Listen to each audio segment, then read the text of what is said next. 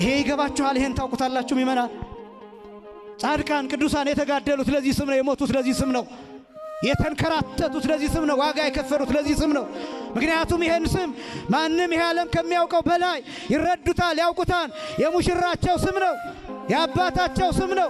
መስቀል ላይ በደም የቀላ ስም ነው። የደቀቀበት ስም ነው። መስቀል ተሸክሞ የተደፋበት ስም ነው። ይሄ ስም ለኛ መድኃኒት ነው፣ ለኛ ሕይወት ነው። ለሱ ግን የሞተበት ስም ነው። የቆሰለበት ስም ነው። የተወጋበት ስም ነው። የታረደበት ስም ነው። የተጎተተበት በገመድ የሊቃነ ካህናቱ መጫወቻ የሆነበት ስም ነው። ይሄን ስም ቤተክርስቲያን እንዴት አታውቀው?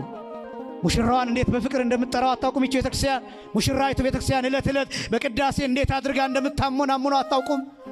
አባቶቻችን ይህንን አሁን እምላችሁን ምስጋና እንዴት ወገባቸውን ታጥቀው እንደሚያመሰግኑበት አታውቁም? እንደሚመንኑበት አታውቁም ወይ? ለዚህ ስም እንጀራ እንደሚተው ውሃ እንደሚተው ለዚህ ስም ብቻቸውን እንደሚሆኑ እያለቀሱ እንደሚኖሩ ይሄን አታውቁም ወይ? ለምንድን ነው የምትደነግጡት? ኢየሱስ አይሰበክም በኦርቶዶክስ ቤተክርስቲያን ሲባል ብዙ እኮ የምትደነግጡ ሰዎች አላችሁ። እንዲያውም አንዳንዶቻችሁም አብራችሁ ሁሉ ታማላችሁ ቤተክርስቲያን። አዎ ልክ ነው ክርስቶስ አይሰበክም የምትሉ ሰዎች አላችሁ። አዎ ልክ ነው እዚያ ቤት ወንጌል የለም የሚል ሰው አለ ከዚህ ወጥቶ። በጣም ደግሞ አብዛኛው ቤተክርስቲያኗን የሚተቻት ከዚህ የወጣ ሰው ነው።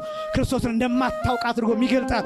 ወዳጄ እንዴት አድርጋ ቅዳሴውን እንዴት እንደ ፊልም እንዴት እንደ ስዕል አድርጋ በአይምሮአችን እንደምትስለው ይሄን አስተውላችሁ ታውቃላችሁ? ስታስቀድሱ ከመጸነሱ ጀምሮ እስከ እርገቱ ድረስ ያለውን እንዴት አድርጋ እንደምትተርከው ይሄን ታስተውሉታላችሁ?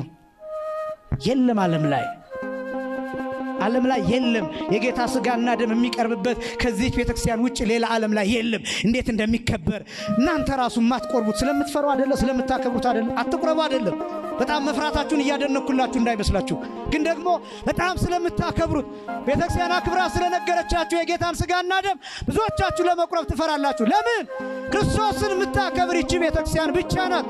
በልኩ የምታከብር በሚገባት የምታከብር የምትገልጠው የማይቀማ ዕድል የማይቀማ ሀብት እያለች ታመሰግናለች። ልብስ ዘይት አንመ ወክዳን ዘይት ፈትለ